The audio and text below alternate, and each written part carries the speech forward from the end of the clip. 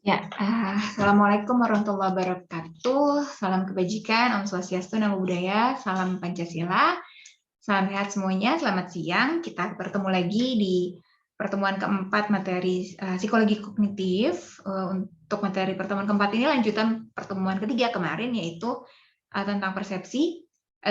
Seperti yang sudah saya jelaskan sebelumnya, pekan lalu itu kita bahas definisi persepsi, kita bahas pembentukan persepsi dan Gestalt. Sekarang kita akan bahas teori-teori persepsi lainnya gitu ya. Selain Gestalt, kemarin kita udah ketemu sama Gestalt, sekarang kita mempelajari teori lainnya, dan mudah-mudahan kemarin karena sudah saya kasih materinya di LMS, kalian sudah baca gitu ya. Jadi bisa lebih paham. Saya coba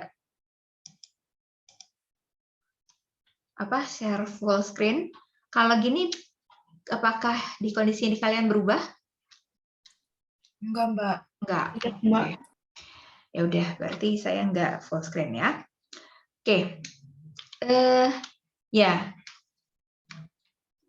Sebelumnya terima kasih kalian sudah hadir semua hari ini. Saya paham mungkin kalian capek kemarin popsi gitu ya. Setelah berapa lama di rumah?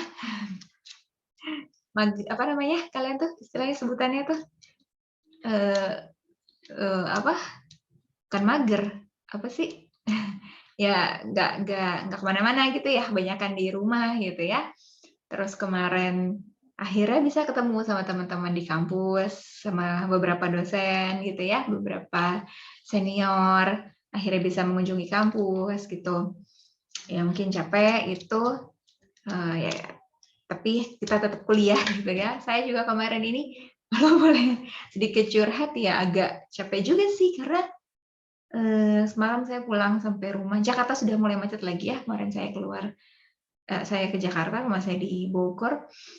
Itu pulang perjalanan dari Jakarta Selatan ke rumah saya itu 4 jam.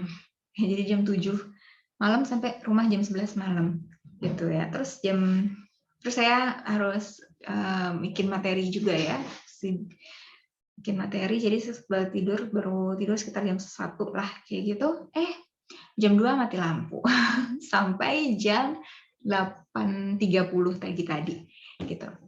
Jadi ya ada aja. Jadi capek, iya sih sama sih saya capek juga gitu. Tapi ya nggak apa-apa lah, kita kan tetap harus kuliah, dan alhamdulillahnya saya masih bisa nih ngasih materi nih jam 11, nanti jam 2 untuk materi kelas A kayaknya nggak bisa karena saya harus ketemu wakil rektor gitu ya, ada kerjaan. Jadi selama bisa ngasih ke kalian, saya akan usahakan gitu ya, sebisanya, sebaik mungkin gitu. Oke. Nah ini sekarang kita ngomongin tentang teori-teori persepsi. Tadi saya juga sudah minta, ini kalau nanti kalian mau praktikum ini ada alatnya ya. Ini simulasi layar, nanti kita belajar ini juga. Kalau nggak asing, waktu pertemuan pertama yang saya sempat kasih video ya, yang dari Instagram itu, yang dari Reel Instagram itu. Nah, mungkin kalian nggak dengan bentuk ini ya. Nanti saya akan ya. Kameranya mana? Oke, nih. Nggak dengan bentuk ini. Ya sih, kok kameranya nggak full? Sebentar. Nah, ya. Oke. Kita akan bahas barang ini juga gitu ya. Kalau bisa sih praktikum. Tapi tidak sekarang praktikumnya. Nanti kita gabung aja praktikumnya untuk beberapa materi tentang psikologi kognitif ya. Kita punya banyak alat gitu, jadi kita bisa praktikum. Oke. Dari teori-teori persepsi, yang pertama adalah teori template matching. Nah, kalau kalian perhatikan, beberapa teori ini nanti akan membuat kalian teringat, ini kemarin pembentukan persepsi yang mana ya, yang langsung apa yang konstruktif ya, kayak gitu. Itu kalian bisa lihat ya. Nah, teori template matching adalah kalau kita memiliki ingatan, ada kata-kata ingatan ya, berarti udah ada inner world-nya. Berarti teori template matching ini lebih ke pembentukan persepsi yang mana? Konstruktif ya. Oke, kita sudah punya ingatan dalam bentuk cetakan, dalam bentuk template atas suatu informasi. Nah, terus karena kita sudah punya template itu, kita membandingkan ya stimulus yang baru kita lihat gitu. Oh ya, sebelumnya saya jelaskan sorry bentar. Makasih, Mbak.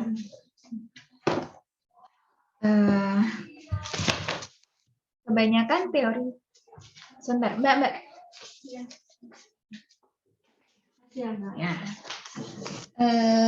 Kebanyakan teori persepsi yang akan kita bahas ini stimulusnya adalah stimulus visual, ya. Bukan kebanyakan sih, semuanya nih, semua teori persepsi. Dan kalau kalian ngeh kemarin Gestalt pun juga teori itu stimulusnya adalah stimulus visual. Kenapa kenapa stimulus visual? Ada yang mungkin bisa jawab? Nggak. Kenapa sih? Kok ini ngomonginnya persepsi kan? Padahal Mbak Cici pas bilang dari awal, pas definisi, semua stimulus bisa, tapi begitu teori-teorinya, Gestalt, itu kok lebih ke visual. Kenapa kita lebih banyak bahas visual?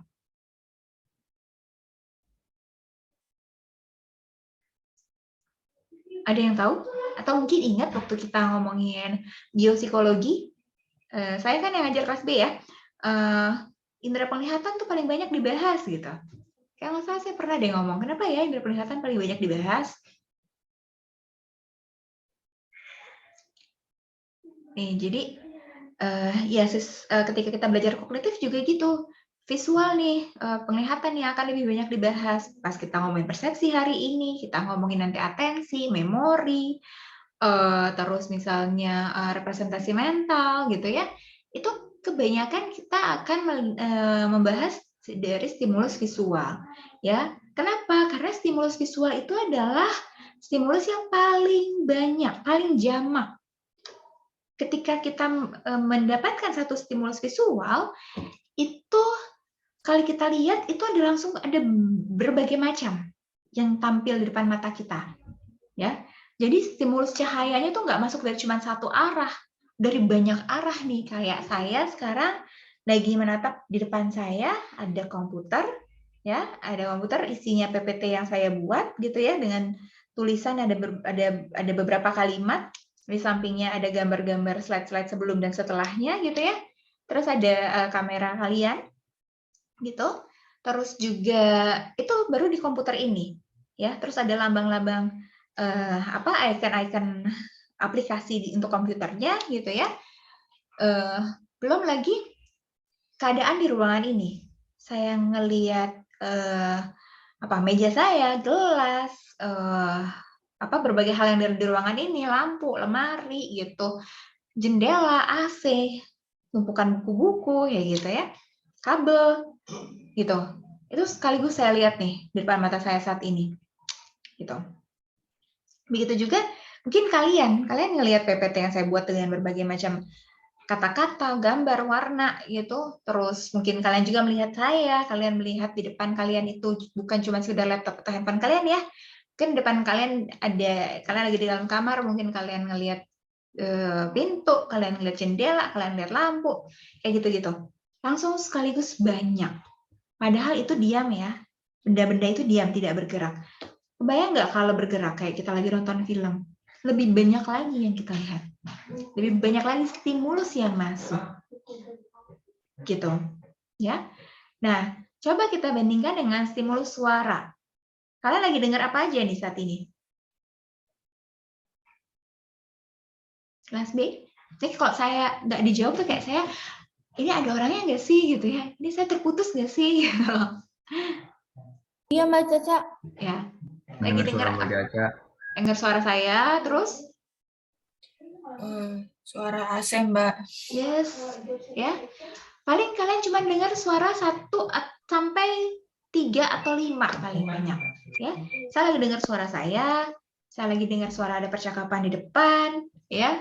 Terus misalnya apa lagi? Tuh ada yang ngecap tuh kayak itu. Kayak gitu. Ya kan? Udah nggak banyak kan? Nggak sebanyak yang visual tadi. Apalagi aroma. lagi nyium aroma apa nih? Misalkan, oh, saya barusan bikin kopi gitu ya. Ada aroma kopi doang. Tuh. Rasa kalau saya minum nih kopinya, baru ada rasa. Kalau enggak. Tekstur, raba ya. Oh, ini kopinya panas. Oh, gelasnya strukturnya dari melamin gitu, mulus gitu, nggak ada retakan. Kayak gitu. Relatif lebih simpel kalau visual-visualnya, kalau stimulus yang lain. Ya, paling 1, 2 gitu ya, yang kita dapatkan. Tapi kalau stimulus visual langsung nggak terhitung. Puluhan, ratusan, ribuan sekaligus di depan mata kita. Nah, oleh karena itu, saking banyaknya gitu ya, maka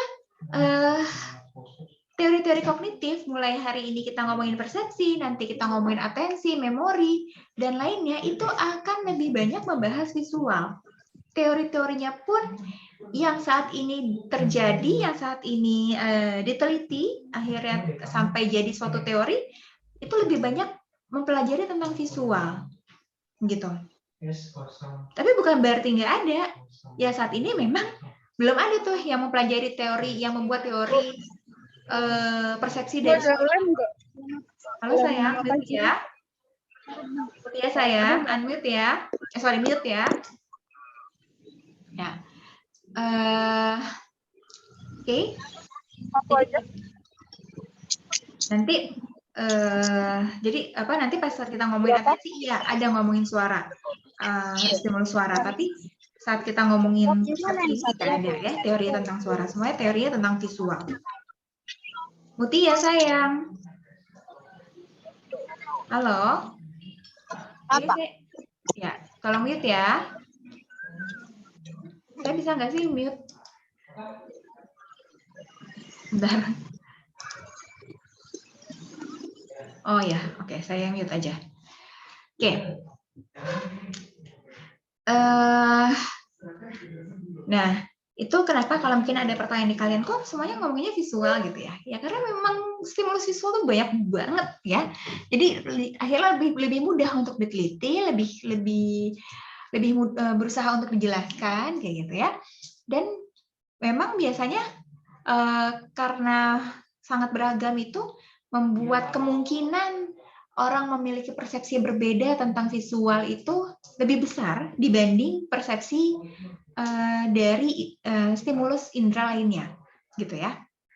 Oke, nah balik lagi ke teori pertama, itu adalah teori template matching, ya. Tadi template itu cetakan, matching itu berarti apa? Mencocokkan, membandingkan, ya, dengan sesuatu yang baru kita lihat, membandingkan sesuatu yang baru kita lihat dengan sesuatu yang sudah kita kenali, gitu. Sesuatu yang kita udah punya bentuknya di ingatan kita. Jadi kayak ini cocok gak sih sama cetakan yang saya tahu, kayak gitu, ya. Penelitiannya ini menggunakan objeknya adalah huruf, ya. Kita mau misalnya, sorry saya stop share yang ini, saya share papannya ya, whiteboardnya. Kita tahu bahwa ini huruf A. Sorry.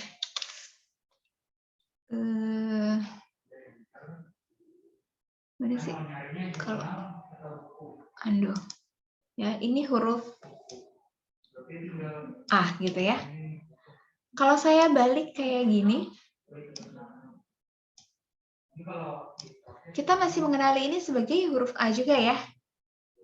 Gitu. Nah, itu karena kita membandingkan, oh ini kayaknya gue kenal nih bentuknya kayak gini nih. Di memori gue yang kayak gini nih. Jadi membandingkan, mencocokkan bentuk yang ini dengan yang ini. Itu teori template matching. Ya.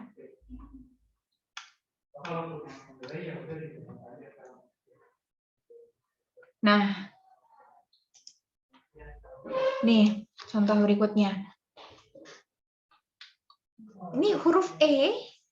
Huruf E tuh yang kayak gini ya. Saya balik ke PPT kan ya? Apa? Belum ya? Masih di white. Sorry. Oke. Ya, balik lagi ke PPT. Kalau kita membandingkan, ini lihat tampilan warna hitam dan warna birunya ya, coretan yang balok hitamnya dengan yang balok birunya. Huruf A dan huruf R ya, itu bisa saja kelihatan mirip, atau mungkin yang paling gampang angka 8 dengan huruf B. Kalau kita lihatnya secara digital pakai kayak kalkulator gitu. Itu kan kelihatan mirip ya, 8 atau B, 8 atau B. Nah, ini kalau ini lebih ekstrim nih, contohnya A atau R. Karena bisa aja dibuat, kita cocokkan template-nya jadi mirip. Ini kalau yang biru, bentuknya kayak gitu, kita cocokkan sama yang hitam, apakah cocok yang birunya jadi A atau enggak? Atau malah lebih ke R kan gitu. Kita mikir tuh, kita mencocokkan, mematchingkan template yang ada, jadi yang biru itu stimulus baru, kita cocokkan ke template yang kita punya. Kalau bentuknya kayak gitu, A atau R ya, A atau R ya, gitu. Itu teori template matching. Sampai akhirnya mikirnya, enggak deh, ini ada lakukannya. Kalau A tuh enggak ada lakukannya di garisnya, ini kayak lebih ke R deh, gitu. Nah, kebalikannya, yang R, yang biru yang R, ini kayaknya walaupun dari sisi ukuran miripnya ke R, tapi kan kalau R ada lakukan, ini lebih ke A deh, gitu. Jadi kita bisa mengetahui bahwa ini template-nya salah, wrong template. Yang biru ini ditaruh di A, yang biru yang kanan ditaruh di R, itu kebalik, kayak gitu. Nah, itu kalau berdasarkan teori template matching. Dan kita juga bisa membedakan, ya, huruf E itu 1 garis ke bawah, 3 garis ke arah kanan. Begitu salah satu garisnya ke arah kiri, ya kayak yang gambar keduanya, yang tengah yang ke arah kiri, atau yang gambar ketiganya, yang paling atas ke arah kiri, atau gambar keempatnya 2 atas dan bawah ke arah kiri, yang 1 ke arah kanan, maka kita bisa bilang bahwa yang huruf E cuman yang paling kiri. Nomor 2, 3, dan 4 itu bukan huruf E, karena template-nya tidak cocok. Stimulusnya tidak cocok dengan template huruf E yang kita kenal sebelumnya. Bukan cuma huruf, ketika kita juga melihat wajah, ya, kalau kita melihat berdasarkan template-nya wajah orang yang kita kenal secara garis besar gitu ya. Oh, oke, apa misalnya hidungnya mancung, bibirnya tipis misalnya ya. Matanya agak dekat kayak gitu, misalnya jarak antar matanya dekat gitu ya, terus bentuk wajahnya oval kayak gitu kan. Terus kita berusaha bikin sketsa wajahnya, ya, fitur-fitur tersebut masih sesuai dengan template yang kita tahu, nah itu kita template matchingkan, template matchingnya tepat. Tapi kalau fitur wajahnya sudah berubah, ngecok gitu ya, lebih jadi tadi hidungnya mancung jadi dibuat kurang mancung gitu ya, atau lebih mancung lagi, itu kan kita udah lihat orang yang berbeda. Nah, itu teori template matching. Jadi kita bisa membandingkan stimulus yang kita baru pertama kali ketemu dengan template yang udah kita punya tentang stimulus tersebut. Bisa dipahami? Lanjut ya, karena teorinya ada beberapa. Bisa, Mbak. Oke. Nah, yang kedua, recognition by component theory. Oh ya, sekali lagi ini saya jelaskan bahwa kan kalian, saya rasa bahasa Inggrisnya udah lumayan ya, gitu ya, walaupun mungkin nggak terlalu oke atau kalian nggak terlalu pede dengan bahasa Inggris kalian, tapi saya rasa bahasa Inggris kalian harusnya lumayan lah, gitu. Jadi, tolong teori-teori ini bisa kalian bedakan berdasarkan bahasa Inggrisnya. Tadi kan template matching, makanya saya kan ngomongin template artinya cetakan, matching artinya mencocokkan, membandingkan gitu kan ya. Menjodohkan, match kan kayak gitu ya.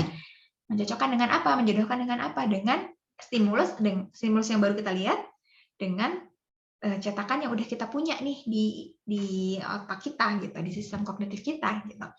Nah, yang kedua, recognition. Recognition artinya apa? Mengenali, ya, by komponen, mengenali dari bagian-bagian, dari suatu bagian. Jadi teori yang kita mempersepsikan sesuatu ya, stimulus yang kita lihat gitu ya, itu dengan mengenali bagian-bagian stimulus tersebut, gitu. Ya, nah ini biasanya kalau ngomongin kayak gini, ngomongin bagian ini, berarti kita bukan cuma ngelihat gambar 2 dimensi, bukan cuma ngelihat huruf, bukan cuma ngelihat foto gitu, tapi ngelihat objek yang 3 dimensi. Benda-benda di sekitar kita. Misalnya nih saya ada gelas ya. Kalau kita ngelihat saya ada 2 gelas di sini. Bisa kelihatan nggak kameranya ya? Kelihatan ya? Ada 2 gelas. Oke. 2 gelas ini kalau kita lihat fiturnya sebetulnya bagiannya itu sama. Yaitu ada tabung ya. Ada bentuk tabung ini dan ada bentuk tabung yang dibengkokin. Ya. Kan sama ya? Cuman bedanya si tabung yang ini lebih miring ke bawah gitu ya. Menyerupai antara tabung ke kerucut gitu. Terus lekukannya tabung yang dilekukin itu agak lebih belok-belok kayak gitu. Sementara yang ini lebih lurus dan ini nggak terlalu belok-belok. Gitu aja kan bedanya. Nah, bagian-bagian tadi saya bilang tabung yang lurus, tabung yang dibengkokin itu namanya geon. Jadi berdasarkan teori ini dari Biderman tahun 87, dia menyatakan bahwa benda-benda 3 dimensi di sekitar kita itu sebetulnya terdiri dari 36 bentuk dasar atau yang disebut geon. Ada yang cuma 1 geon, kayak misalnya tabung doang nih kalau gelasnya nggak ada pegangan gitu ya. Itu 1 geon tabung doang. Ada yang terdiri atas 2 geon, berarti gabungan antara si tabung ini sama lurus sama tabung yang dibengkokin kayak gitu. Ya. Jadi geon itu bentuk 3 dimensi sederhana ya. Mulai kalian kenalnya apa aja? Kubus, balok, tabung, kerucut, bola, setengah bola, 5 segi 4, 5 segi 3, prisma, kayak gitu ya. Apalagi tadi tabung yang dibengkokin, kayak gitu-gitu. Kerucut tadi udah saya sebut belum? Ya. Nah, nih bentuk-bentuk geon. 5 segi 4 yang nggak sampai ujungnya itu juga termasuk ya nih.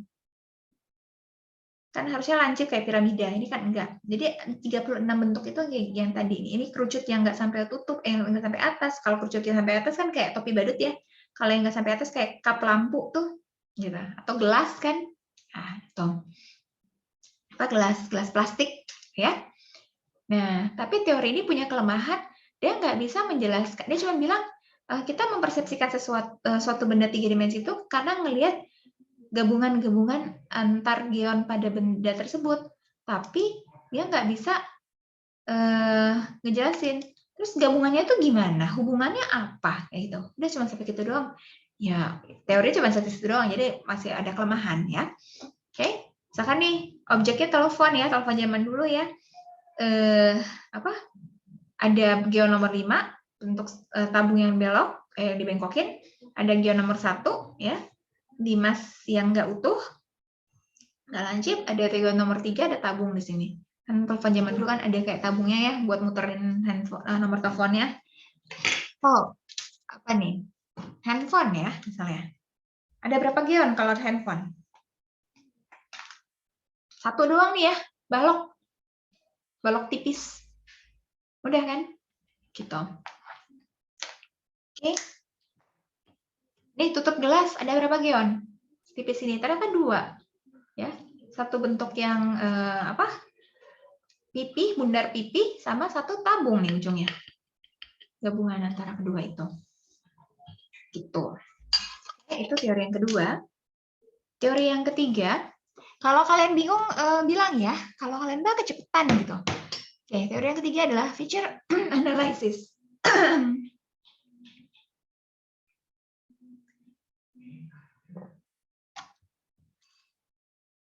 Coba dibaca dulu feature analysis.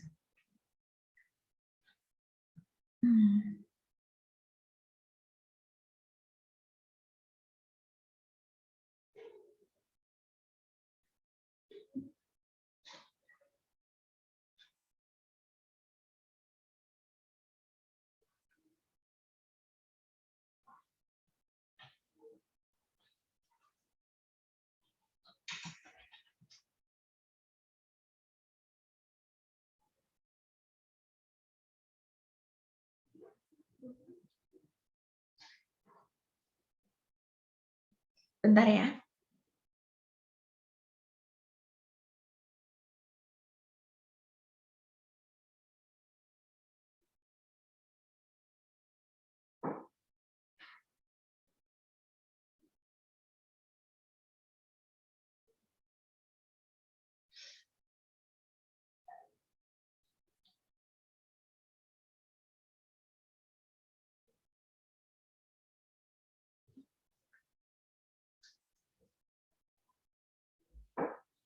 Oke.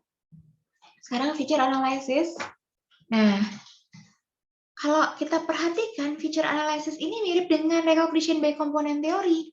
Tapi bedanya kalau recognition by component theory itu bentuk 3 dimensi, benda-benda di sekitar kita. Kalau feature analysis itu bentuk 2 dimensi, huruf, gambar gitu ya. Nah, kok sama dong Mbak sama teori template matching? Oke, iya, ada samanya, yaitu sama-sama ngomongin bentuk 2 dimensi, tapi bedanya adalah kalau bentuk feature analysis, kita ngelihat bagian-bagiannya. Jadi feature analysis itu kalau boleh disimpulkan antara teori template matching dan recognition by component. Persamaannya dengan template matching adalah sama-sama ngomongin bentuk 2 dimensi, misalnya ngomongin huruf gitu ya, bentuk huruf. Persamaannya dengan recognition by component adalah sama-sama ngelihat bentuk itu per bagiannya. Kalau template matching secara keseluruhan. Ya, melihatnya secara keseluruhan, tapi kalau feature analysis per bagiannya. Gitu. Misalnya huruf ini adalah teori yang bisa menjelaskan kenapa kalau kita belajar suatu huruf baru atau waktu ya anak kecil nih baru belajar baca suka ke bolak-balik huruf B sama D kecil gitu ya, suka salah gitu ya. Tuh. Karena fiturnya sama, garis dan lengkungan gitu ya. Tinggal selengkungannya ini ada di mana? Di sebelah sini, di sebelah sini gitu ya. Di atas, di bawah gitu ya. Di kanan, di kiri. Kan cuma bedanya itu doang. Gitu. Itu jadi huruf-huruf yang kelihatan mirip kayak gitu lebih susah untuk dikenali.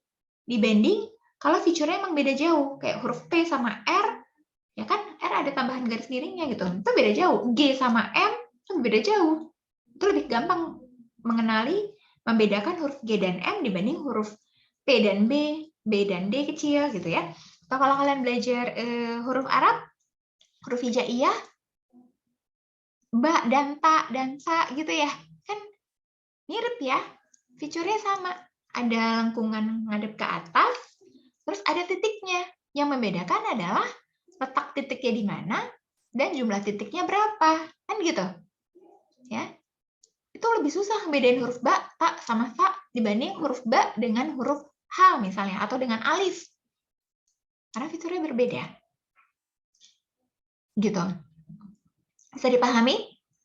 Mungkin yang kalian belajar katakana, hiragana yang hurufnya mirip-mirip ya, kanji, hangul, lebih kayak oh iya benar-benar ini susah nih bedain ini sama ini gitu.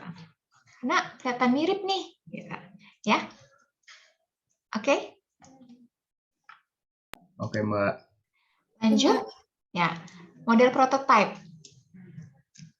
Nah, model prototype mirip yang mana nih? Ayo. Model prototype itu ya mirip dengan template matching. Bedanya apa Mbak gitu ya? Ya, model prototype persamaannya dengan template matching sama-sama ngelihat 2 dimensi dan sama-sama ngelihat secara keseluruhan.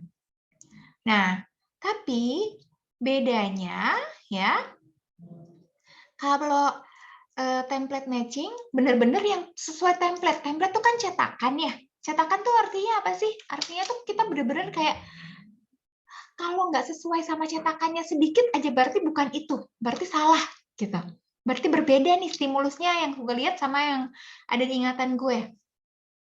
Gitu.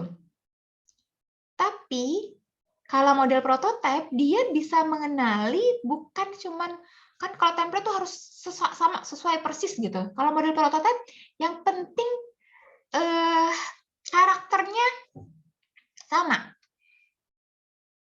Karakter aslinya sama. Mau dibuat bentuknya agak lebih liuk-liuk, kita masih bisa mengenali bahwa ini huruf A. Jadi kalau template matching, dia cuma bisa ngenalin huruf A, kalau huruf A-nya paling diputar-putar, ngadep ke atas, ngadep ke kanan, ngadep ke kiri, tapi kan template-nya tetap sama nih cetakannya di dalam otak kita. Tapi kalau huruf A-nya udah dibuat agak lebih berliuk-liuk gitu, nih kayak gini ya hurufnya ya, udah font-nya udah yang tulisan kaligrafi gitu ya, udah yang dia nggak bisa lihat itu sebagai huruf A lagi gitu. Jadi kekurangannya template matching itu. Makanya disempurnakan dengan teori model prototype. Enggak kok, manusia masih bisa bilang itu juga huruf A walaupun agak berubah bentuknya, walaupun bentuknya kaligrafi kayak gitu. Ya. Kalian kalau udah jago banget misalnya baca kalau saya contohnya ya misalnya baca huruf Arab gitu ya, baca ayat Quran, itu kaligrafinya mau kayak gimana pun saya bisa baca. Gitu.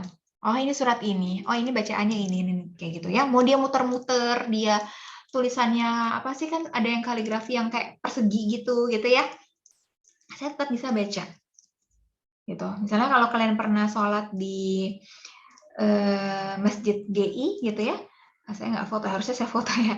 Nanti kapan saya foto deh kalau saya kesana lagi. Masjid Grand Indonesia yang West, yang di LG itu pembatas antara perempuan dan laki-lakinya itu ada tulisan Bismillahirrahmanirrahim, tapi dia kotak-kotak gitu. Saya bisa baca itu Bismillahirrahmanirrahim karena berdasarkan model prototype. Tapi kalau pakai template matching nggak bisa.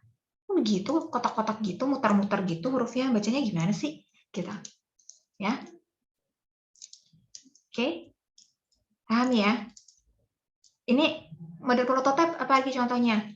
Kok apoteker bisa baca tulisan dokter gitu ya? Nah, karena dia punya model prototype tuh.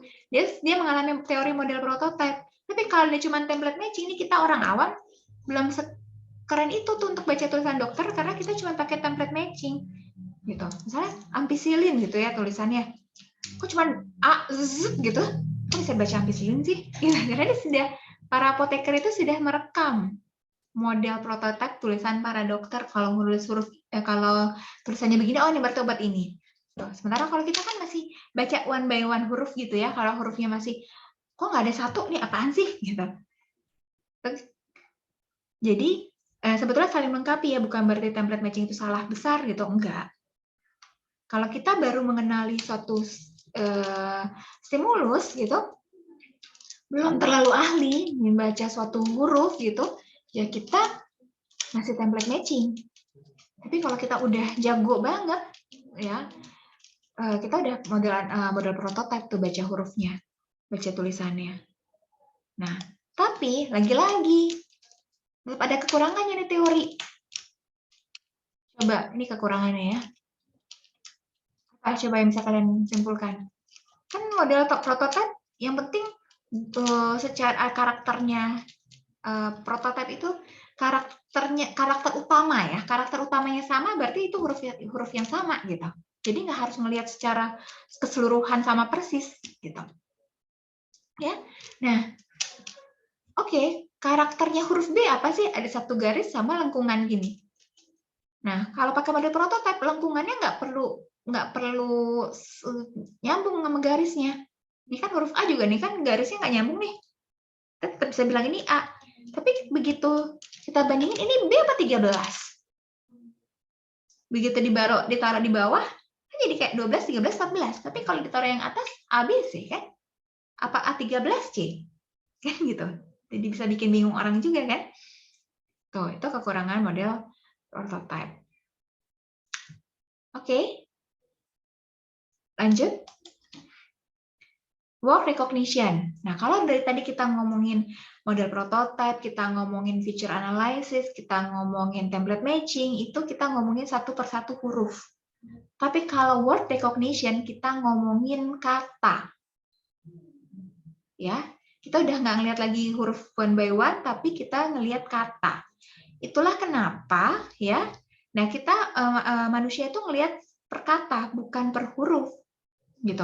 Selama urutan huruf depan dan huruf belakangnya sama, jumlah hurufnya sama, gitu ya, atau kurang satu atau gitu ya, kita masih bisa mengenali itu kata apa. Jadi kita bisa baca tulisan yang typo, gitu ya. Kita bisa baca huruf yang berantakan. Misalnya nih,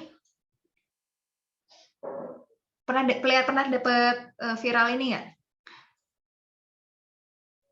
Kalian bisa baca kan ya? Aturan huruf dalam kata tidak penting gitu ya. Padahal kan tulisannya atruan, huruf gitu ya, dalam gitu ya, kata gitu ya. Tapi kan aturan itu tulisannya yang penting depannya A, belakangnya N. Di dalamnya berantakan, kita tetap bisa baca itu sebagai aturan. Gitu. Ya. Yang bahasa Inggris juga gitu kan, I couldn't believe that I could actually understand what I was reading gitu. Nah, kalau kalian bisa baca ini berarti bahasa Inggrisnya lumayan nih gitu kan. Kalau kalian apaan ini? Ini maksudnya apa nih? Nah, berarti ya belum.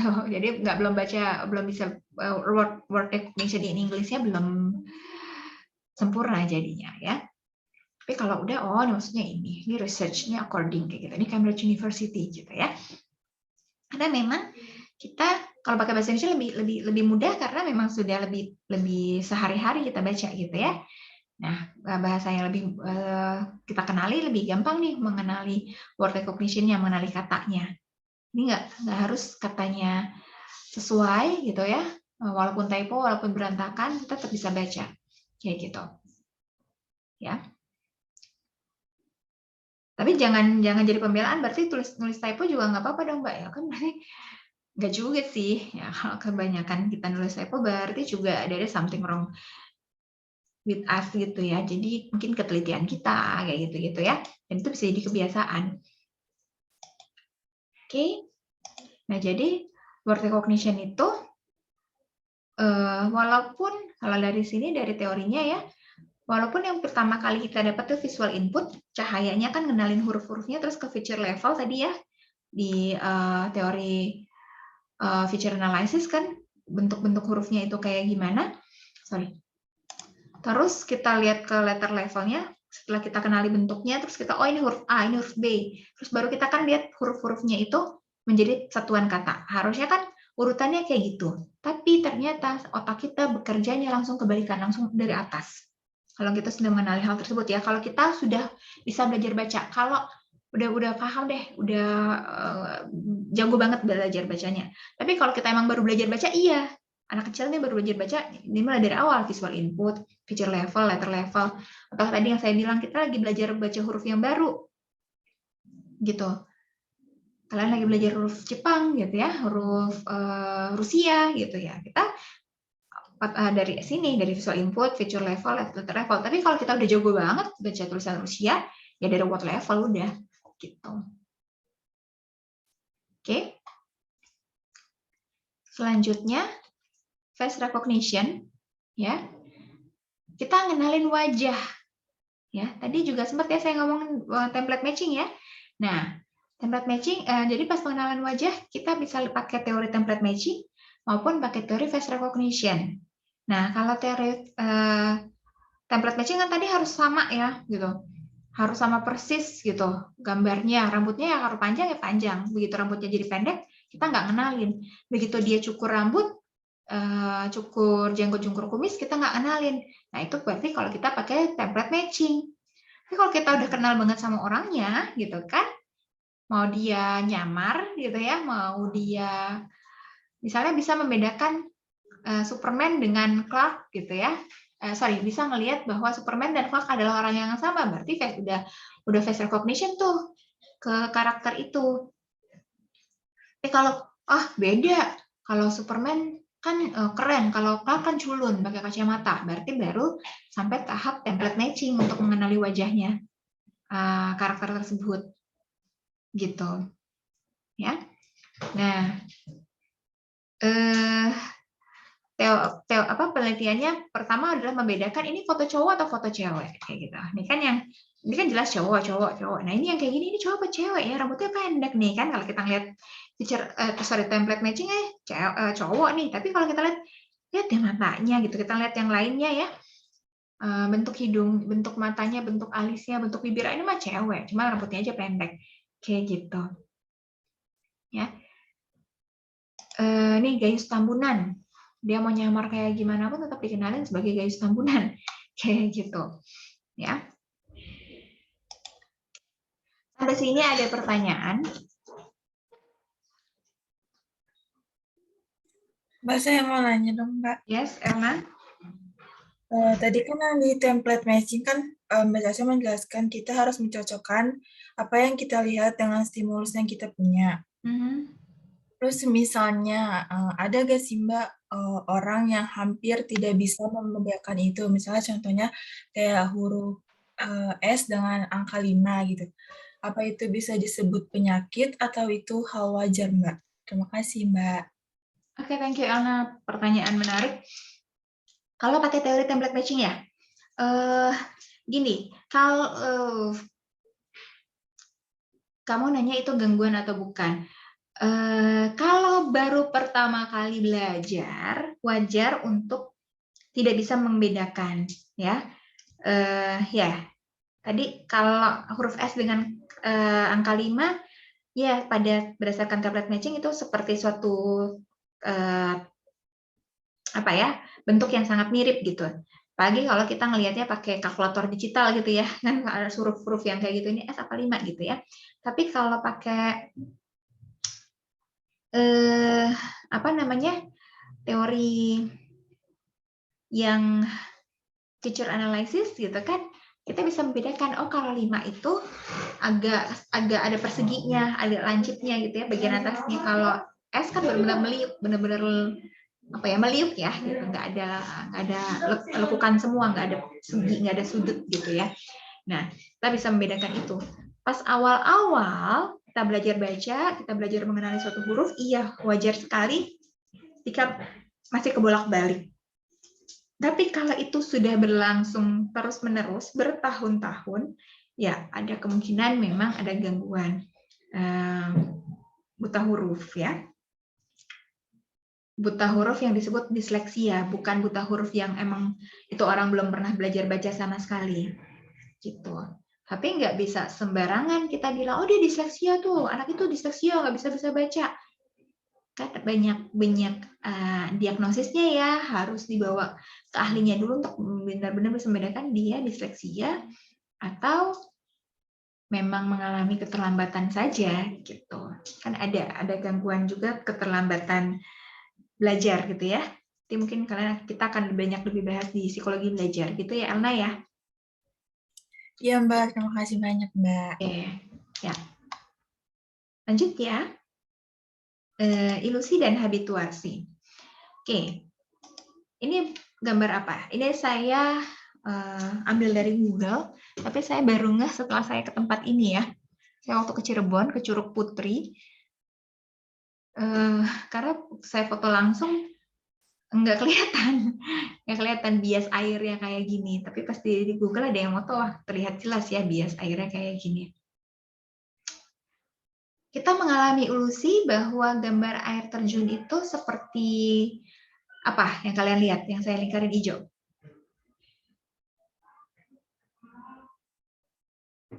Air terjun, Mbak. Ya, air terjun. Air terjunnya bentuknya kayak gimana sih? Ngelihat kayak bentuk gaun perempuan nggak? Iya. Ya, Oke. ya, kayak gitu ya, kayak perempuan. Terutama bagian badannya ya, kayak ada lekukan dada gitu ya, terus gaun panjang gitu ya, warna putih gitu ya. Nah, itu ilusi, ya.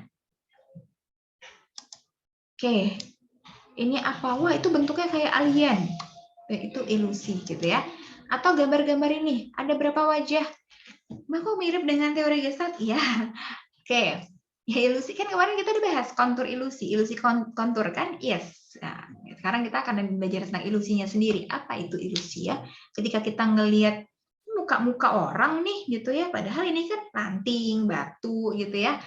Yang beneran mukanya kuda ini ya, tapi yang ini kan batu nih, bukan muka orang ya. Ini juga ranting, bukan muka kakek-kakek gitu ya. Nah, ini batu-batuan, bukan muka orang ini hidung mancung ngadep ke kanan gitu kan. Nah, jadi apa itu ilusi? Ilusi adalah persepsi yang tidak tepat, persepsi yang keliru. Ya, ketika kita ngelihat awan gitu, wah bentuknya kayak domba, bentuknya kayak gajah, bentuknya kayak Yoda gitu ya kemarin waktu itu. Misalnya kayak gitu, atau tokoh-tokoh kartun itu kan kayak Mickey Mouse gitu. Nah, itu ilusi, persepsi yang tidak tepat karena persepsi yang seharusnya itu cuma awan, itu cuma bentuk awan. Gitu. Ya. Atau kalian pas ngelihat tompel-tompel di dinding, kayak muka orang gitu. Ya padahal kan tompel-tompel doang. Nah, kalau udah ngeliat kayak gitu, itu berarti mengalami ilusi. ya. Jadi karena ada tadi kalau pakai teori Gestalt ada bagian yang tidak terhubung dengan sempurna kan, kontur gitu ya. Kontur kayak jadi kita seakan-akan lihat ada tepian yang nyambung padahal nggak ada gitu kan kalau pakai teori Gestalt ya. Ya.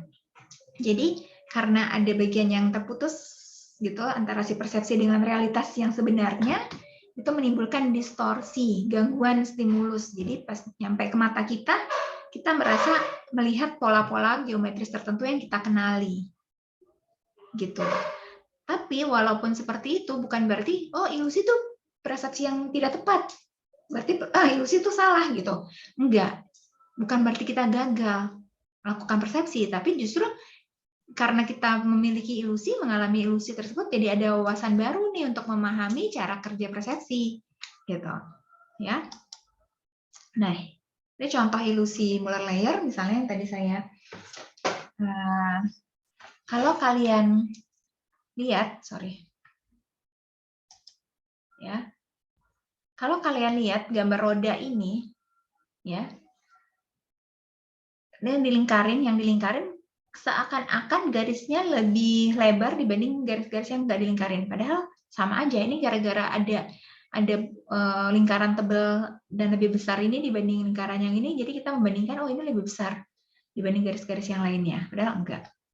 Garis tanda panah atas bawah ini, kita melihat bahwa tanda panah yang atas lebih pendek dibanding tanda atas yang bawah gitu kan ya. Kenapa? Karena ada ilusi garis miringnya, garis yang lebih tertutup itu membuat garis di dalam itu jadi kelihatan lebih sempit dibanding yang di bawah. Yang bawah kan garisnya keluar, gitu. Jadi lebih lega. Gara-gara lebih lega berarti oh yang bawah lebih panjang.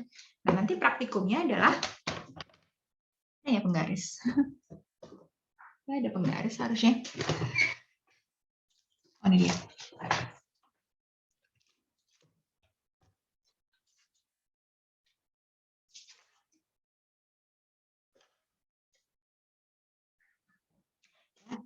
Ini 10 garisnya ini 10,5 cm ya. Kelihatan nggak? Ya. Garisnya ini 10,5 cm nih.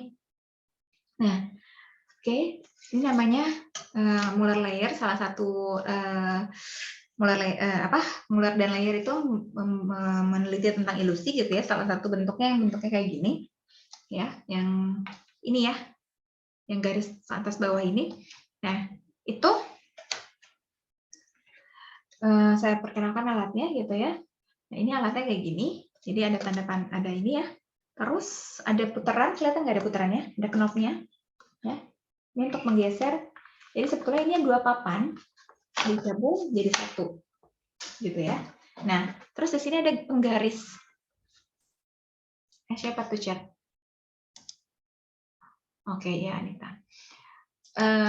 Ini ada penggaris ya. Nih, sorry. Ini ada garisan ya, kelihatan ya? Ya. Nah, jadi praktikumnya adalah saya akan minta praktikan itu orang yang praktikum ya, untuk melihat gitu ya. Tapi dari sini, sorry, bukan dari situ.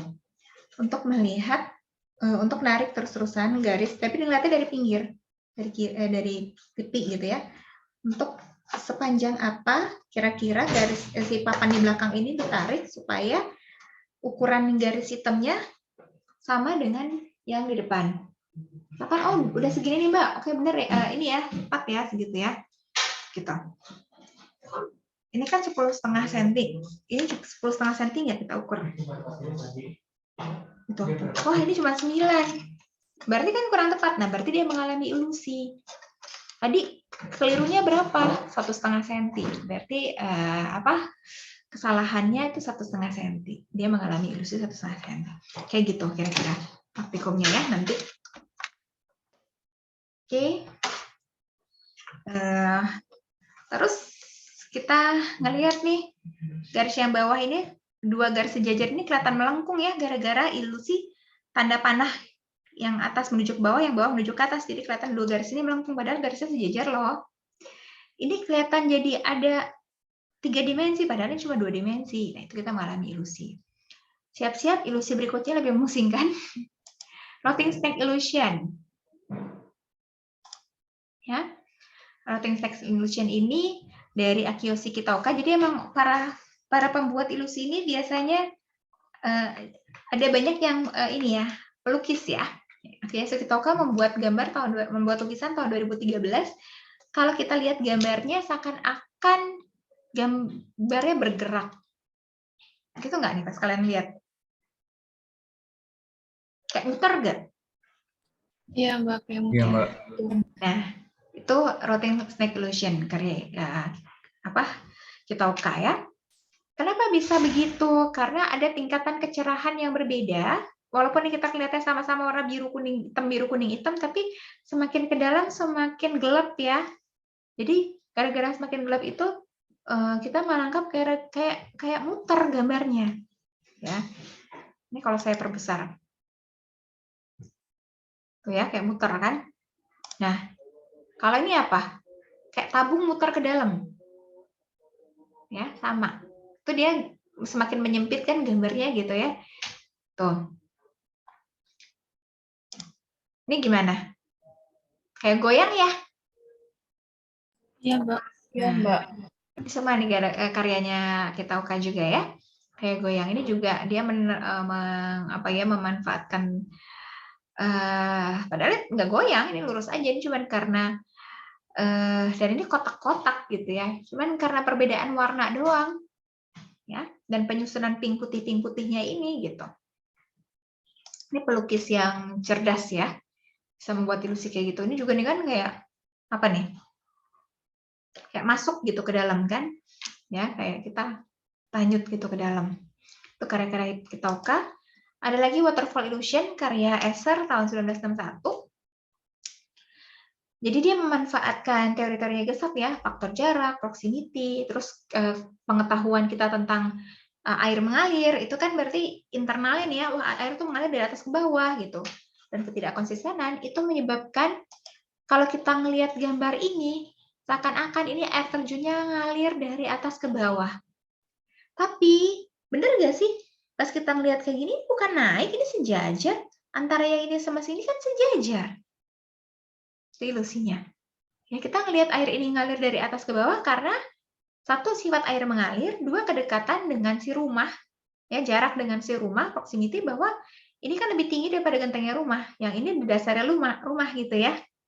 Apalagi ditunjang dengan apa nih terasering ya, tanaman-tanaman yang kayak tangga-tangga gitu. Terus di sini ada tangga-tangga orang di jemuran pas segala macam, ini kan melihat ini kan 3 dimensi nih berarti gitu. Berarti ini airnya ngalir. Padahal sebetulnya ini sejajar. Itu ilusinya. Ini kalau dalam bentuk berwarnanya ya.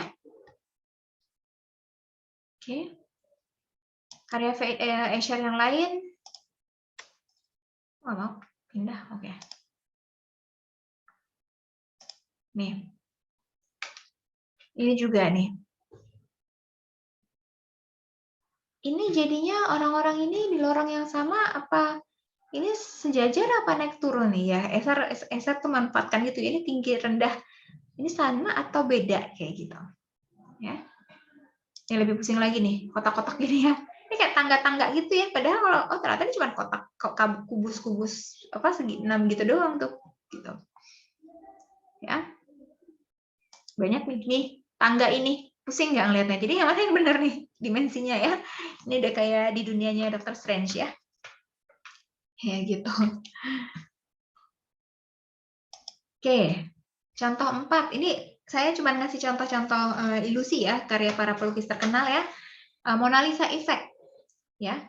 Mona Lisa Effect itu kalau kita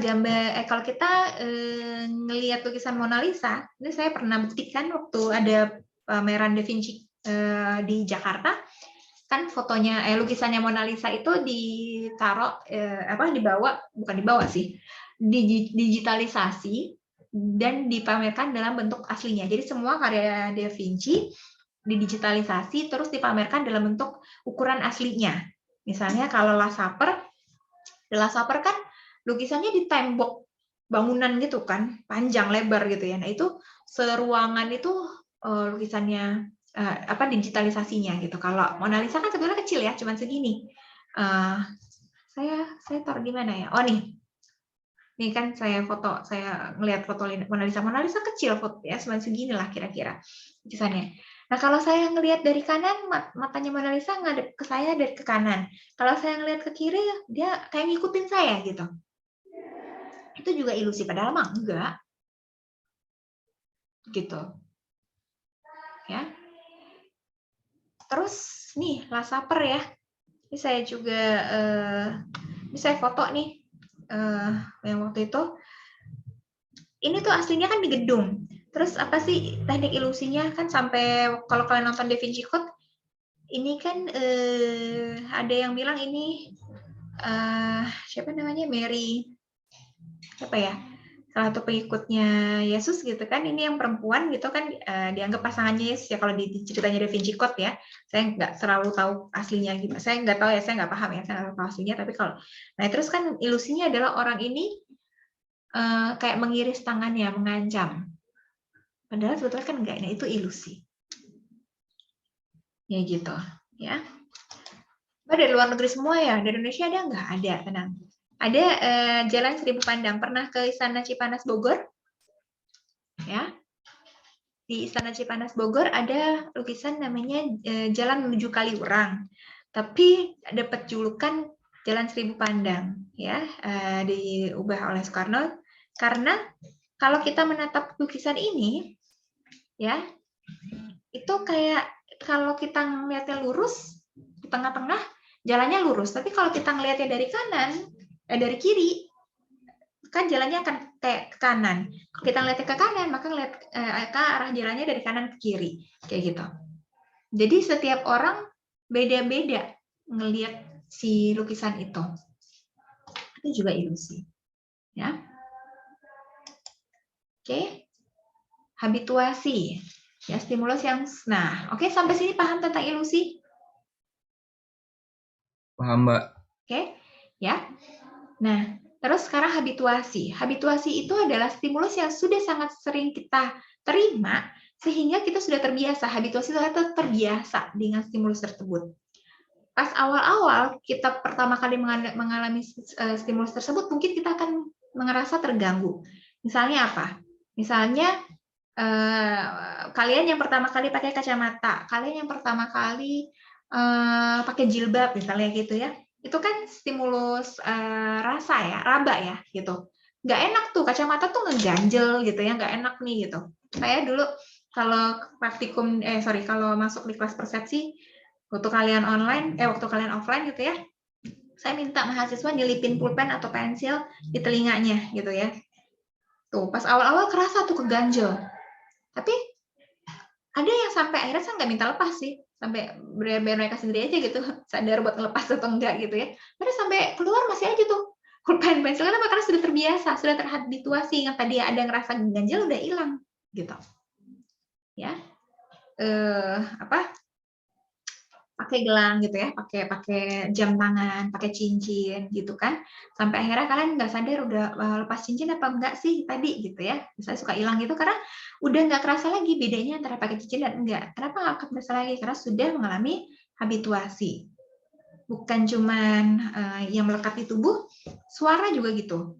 Kok bisa sih ada orang-orang yang tinggal di bantaran kereta nggak keberisikan lewat kereta lewat gitu. Awal-awal keberisikan, lama-kelamaan udah biasa. Gitu. Orang-orang yang tinggal di tempat pembuangan akhir, kok bisa sih nggak kebauan? Awalnya iya bau, tapi di situ udah nggak kerasa lagi bau sampahnya. Itu habituasi. Ya. Atau misalkan pedes gitu ya, awal-awal ngerasa pedes, lama-kelamaan udah makan aja gitu. Lidahnya udah kebal kayak gitu ya. Nah, habituasi itu sudah kebal.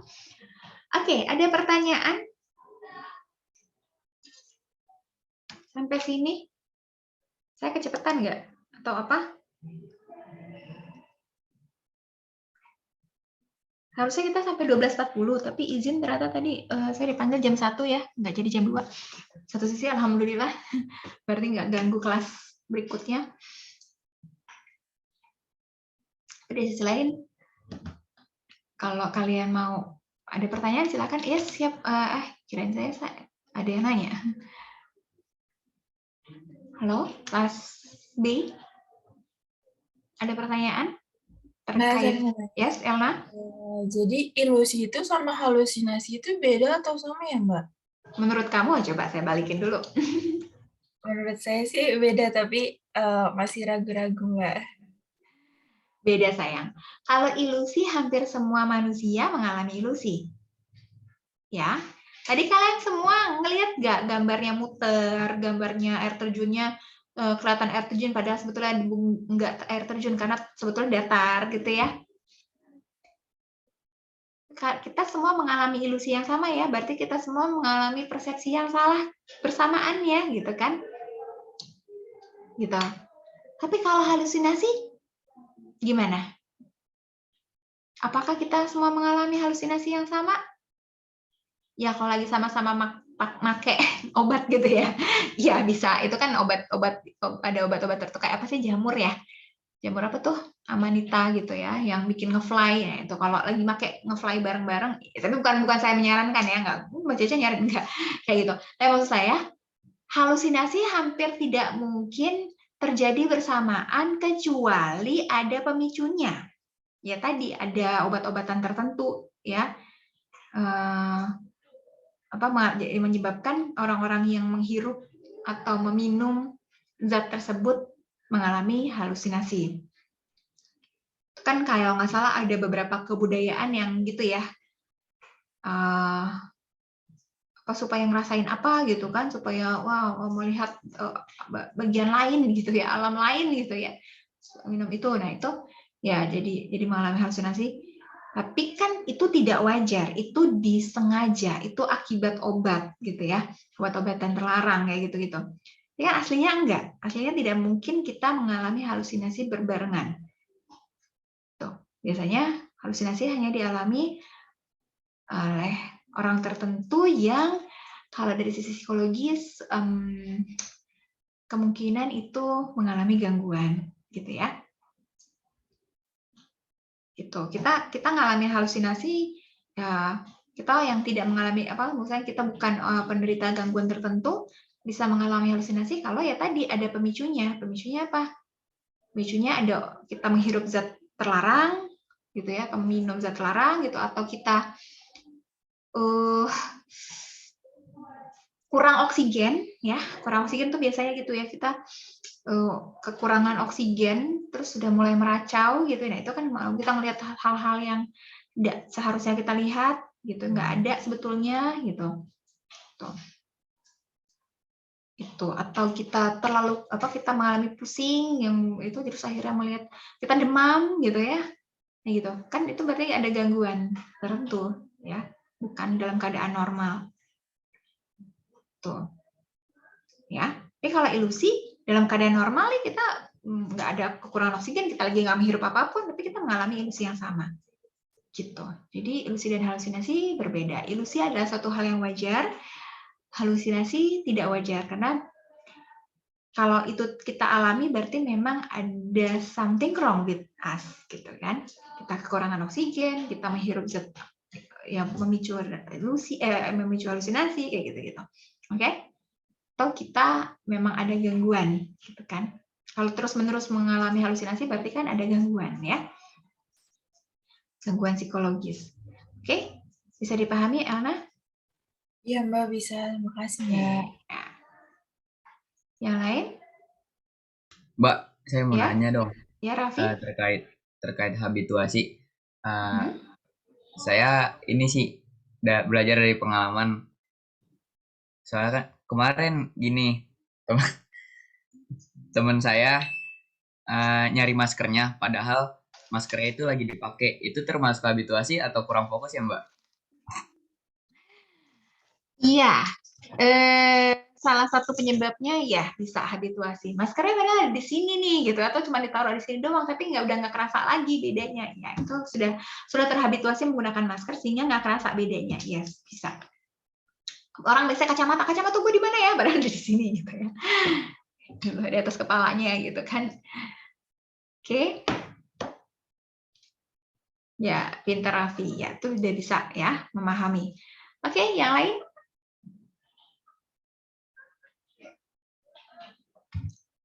Jadi kira-kira itu ya. Eh, nanti saya kasih jadwal, saya nggak tahu kapan bisa. Harapan saya ya, ini saya senang banget loh kalian Popsi di satu sisi ya. Kenapa? Artinya kan kalian sudah bisa berkumpul nih, bertemu nih tatap muka nih gitu ya. Jadi besar harapan saya kita bisa ketemu tatap muka lagi dalam waktu dekat. Amin gitu ya. Kalau kalian semuanya sudah vaksin, sudah booster dan kasusnya sudah turun dan pemerintah sudah menetapkan misalkan endemi atau apa, mungkin kita bisa. Itu satu hal yang luar biasa loh kemarin kalian Popsi tuh membuat saya gitu ya. Wah, berarti ada nih peluang untuk kita ketemu gitu ya. Gitu. Karena sayang ya kalau cuman kayak kemarin kan kelas B cuma berapa orang kan ya praktikum faal. Pasti yang lain iri kan ya. Nah, aku juga pengen tuh gitu-gitu ya. Pengen ngelihat langsung, pengen mungkin kalau yang datang langsung kan akan beda ya rasanya, pengalamannya, experience-nya dengan yang cuma ngelihat di tontonan di YouTube gitu kan. Kan akan lebih paham kalau langsung gitu. Ya mudah-mudahan saya masih nunggu waktu mungkin entah habis lebaran kayak gitu-gitu ya. Mudah-mudahan kita bisa temu jadi bisa praktikum ini langsung gitu ya. Tahu kalian mengalami usinya kayak gimana gitu. Dan praktikum-praktikum lainnya. Psikologi kognitif lebih banyak alatnya ya, lebih banyak alatnya dibanding psikologi biopsychology gitu. Jadi ya mudah-mudahan kita bisa ketemu. Nah memang salah satunya praktikum ya, kalau persepsi itu dua dibagi jadi dua. Ini memang ada jeda waktu, memang biasanya kita praktikum kayak gitu. Oke, kita sama-sama berdoa ya. Saya tidak mau memberikan harapan, oh tanggal habis lebaran ya Mbak gitu. Karena saya nggak tahu, bukan wewenang saya, tapi saya ngerasa dengan adanya Popsi kemarin, peluangnya lebih besar lah untuk kita kembali melakukan pertemuan tatap muka. Sehat-sehat semuanya, jaga kesehatan, jangan capek-capek gitu ya. Ya semoga jadi kita bisa ketemu gitu. Saya juga pengen ketemu ya, kalau angkatan 2019, 2020, 2021 tuh saya nggak tahu. Kalau ditegur kemarin ditegur, Mbak Caca, oh iya saya nggak tahu, kalian angkatan berapa? Pertanyaan saya itu bukan kamu siapa namanya, tapi kalian angkatan berapa? Karena ya benar-benar nggak pernah ketemu ya gitu kan. Jadi saya nggak bisa mengenali, bahkan kalau dulu kan oh ini angkatan 2015, oh ini 2016 gitu ya. Walaupun nggak hafal semua, tapi saya bisa membedakan dia angkatan berapa. Kalau tatap muka, kalau apa jarak jauh gini kan kalian off cam semua gitu. On cam pun saya juga mungkin nggak bisa ngeh gitu. Ya beda lah gitu. Oke, mudah-mudahan seperti itu, sehat-sehat kita semuanya. Kalau nggak ada pertanyaan lagi, saya izin menutup kelas lebih awal, nggak apa-apa ya. Foto dulu deh. Silahkan yang mau on cam. Biasanya kalau kelasnya lebih cepat selesai, mahasiswa seneng sih. Gitu ya. Lumayan nih. Bisa on cam? Ada yang bisa on cam? Silahkan. Oke. Thank you. Salam. Yang lain? Raffi? Keisa? Yunita? Ya? Ada lagi? Sudah ya? Siap? 1, 2, 3. Bentar.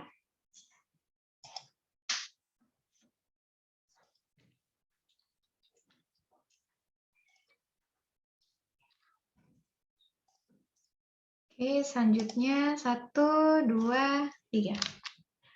Oke, terima kasih semuanya. Sehat-sehat. Nanti begitu materinya sudah selesai taruh YouTube, akan ada di LMS yang pertemuan. Semuanya bisa ya mengakses LMS ya. Oh ya, absensinya belum saya taruh. Saya iniin juga deh absensinya kalau apa lagi. Kalau nggak bisa pokoknya bilang, jadi saya bisa taruh di grup WhatsApp. Selama nggak ada yang bilang di grup WhatsApp, ya saya nggak kasih di grup WhatsApp-nya. Karena saya ngerasa semuanya bisa akses di LMS. Oke? Gitu. Oke, terima kasih semuanya. Assalamualaikum warahmatullahi wabarakatuh. Sampai ketemu Senin depan. Oh ya, mohon maaf ya, mau puasa ya. Bulan depan kita udah puasa. Kalau saya ada kesalahan, saya mohon maaf ya. Semoga puasanya lancar kita semua. Oke, assalamualaikum. Waalaikumsalam, Mbak. Salam. Waalaikumsalam, Mbak. Terima kasih. Mohon maaf juga.